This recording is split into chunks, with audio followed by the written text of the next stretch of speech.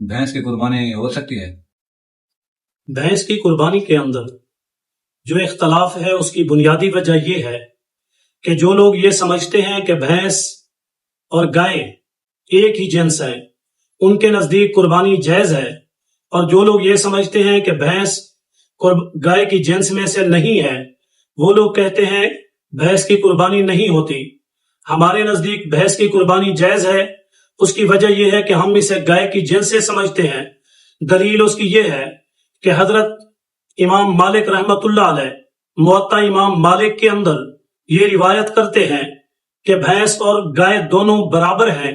इसी तरह मुसन्निफ इब्ने अबी शैबा के अंदर इमाम हसन बसरी रहमतुल्लाह अलैह भी गाय को और भैंस को दोनों को बराबर समझते हैं, और वो फरमाते हैं अल जामूसु बिमंज़िलतिल बकरी, यानी जामूस भैंस भी बकरा यानी गाय की किस्म में से है।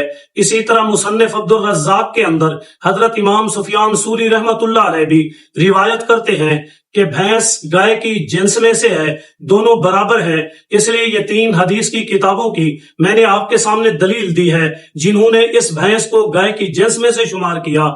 इसलिए हम भी इसे गाय की जिन्स समझकर इसकी कुर्बानी को जायज समझते हैं।